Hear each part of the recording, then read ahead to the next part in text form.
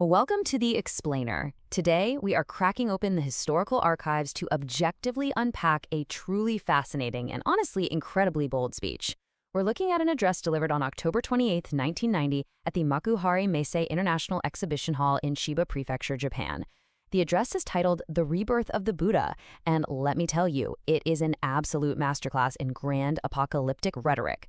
We're going to be analyzing its immense cosmic claims, its dire warnings about the fate of humanity, and its urgent calls to action, exactly as they were presented that day to the thousands of people in attendance. I mean, talk about setting the stage. The speaker doesn't just start small. We are immediately plunged into the immense cosmic scale of his rhetorical framework. By declaring that hearing his words is a phenomenally rare event, literally a once-in-3 millennia occurrence, he establishes absolute, unquestionable authority right out of the gate. He frames this not as, just a regular philosophical lecture, but as a defining, miraculous moment in spiritual history. So how do we even begin to deconstruct a speech this massive? Well, we're going to break it down into 5 key pillars. First, the 3,000-year miracle. Second, humanity's second genesis.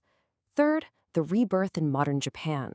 Fourth, the sacred battle. And finally, the disciples' duty. All right, let's jump right into part 1. What exactly is a once-in-3,000-year miracle? Let's take a look at the sheer scale of spiritual history he's claiming here. To really ground his presence, the speaker drops a staggering historical timeline on the audience. According to the address, the cycle of human reincarnation involves waiting thousands of years just to hear this specific voice again. He claims that 2,600 years ago, his listeners heard him speak the truth in India as the Buddha. Now, in 1990, he's speaking to them in Japan. And if they miss this chance, well, he says the next earthly appearance won't be for another 2,800 years. Think about that. He's warning the audience that they would need dozens of lifetimes of reincarnation just trying to bridge that massive chronological gap. And this perfectly illustrates his core claim. He's not just saying, hey, I'm a reincarnated historical figure. No, he asserts that his true identity is a celestial cosmic entity, often referred to as the stars or the universe itself, that has been guiding humanity's spiritual foundations from afar since before recorded time. He states he is merely borrowing a human form to establish a new truth on Earth and insists he's never going to take human form again. That brings us to section 2. The second genesis of humanity begins, or basically the end of the old world. Stepping down from those massive cosmic timelines, the explainer hits the late 1900s, the exact era he's speaking in. He frames this period as an urgent, apocalyptic turning point, introducing this concept of a second genesis. He aggressively states that the values and structures of past civilizations are coming to a definitive end. He even claims that future generations are going to look back at the end of the 1900s and view it as the true start of human history, completely forgetting everything that came before it. To actually bring about this second genesis, the speaker warns that the Earth is about to undergo massive upheavals. He predicts that major disasters are imminent, to the point where the majority of past civilization might just vanish entirely. But here's the twist. He describes these disasters impartially as the inevitable labor pains for this new genesis. It's a classic apocalyptic narrative structure, right? Profound suffering is positioned as a necessary prerequisite for a glorious rebirth. Let's move to the third pillar.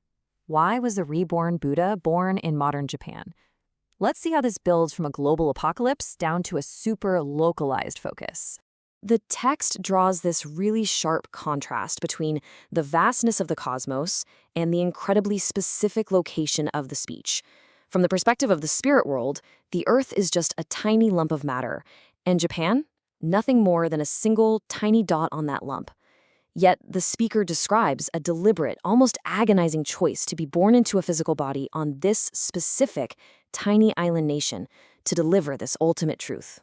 But here is the crucial point. Despite this localized focus, and boasting a crowd of 100,000 followers, the speaker claims the vast majority of Japan's 120 million citizens remain completely oblivious to the spiritual crisis happening around them. He describes them as sleeping in a mirage, or just dozing in times of peace, utterly unaware that a sacred battle determining the fate of humanity has already kicked off right in their own backyard. Which leads directly into the fourth pillar for the sacred battle that determines the fate of humanity. We are talking about a full-blown spiritual crisis here. The speaker outlines a truly terrifying cause and effect taking place beyond the physical realm.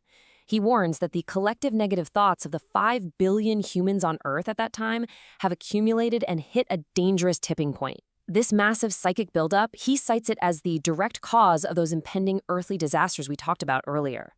Furthermore, because of a profound lack of spiritual truth, he makes the chilling claim that over half of modern humanity is actively plummeting into a dark, hellish realm of suffering the moment they die. And using incredibly powerful, guilt-inducing imagery, the address insists that knowing about this impending danger and doing nothing is a profound moral failure. He declares point blank, this silence is a sin. He creates this vivid nightmare metaphor of a gaping hole opening up right in front of the audience, with their friends and family blindly walking straight into it. To stand by silently while holding the truth, he argues, is unequivocally a sin. This psychological framing is extremely effective at manufacturing a spiritual emergency to force immediate action from the listeners. Finally, we reach our fifth pillar, disciples of the Buddha's life. Now is the time. This is the ultimate call to action. Here is where the rhetoric reaches its absolute climax. The speaker demands his followers undergo a radical, life-altering shift in priorities. He openly mocks the idea of spending your life fishing for small fish, meaning working mundane daily jobs just to feed yourself and a couple of people around you. He bluntly tells the audience that if their only goal is to sustain a physical body for a few decades, they shouldn't have been born in modern Japan at all. He pivots entirely to the grand mission. Saving human souls is the true and really the only acceptable vocation during this time of cosmic salvation. So, what's the methodology for this salvation? It's structured clearly in the text into 3 distinct steps. First, followers must listen to the truth. Second, and this is absolutely vital, they must practice and experience it for themselves. And only then, step 3, they must spread the truth and become a guiding light for others stumbling in the dark. He makes it crystal clear. You cannot illuminate the path for anyone else if you haven't first internalized the teaching yourself. Actually, to hammer home that second step, he uses this striking metaphor. You cannot know the taste of the soup just by carrying it with a silver spoon. I love that phrasing. It beautifully illustrates that theoretical, intellectual knowledge of his teachings is totally useless. Just ferrying the message around doesn't save you or anyone else. You have to actively practice, act upon, and literally taste the truth yourself to understand its real power. And once that truth is tasted, the expansion plan outlined in the address is just massive, uncompromising. He uses another classic Buddhist metaphor, noting that his teachings are merely a finger pointing at the full moon. It is up to the disciples to look at the moon themselves and then show it to others. And the scale of this command is staggering. He tasks the audience with spreading these teachings first to all 120 million Japanese citizens, and then translating the truth for the 5 billion people worldwide. He declares he will accept absolutely no compromises in this sacred mission. As the speech reaches its crescendo, the speaker vows to push forward relentlessly, regardless of any criticism or slander piled upon him. But it leaves us with a really fascinating historical question to ponder. Put yourself in their shoes for a second. Standing in that massive exhibition hall in 1990, confronted with these monumental, universe-altering claims, how would you respond to such a profound and heavy call to action?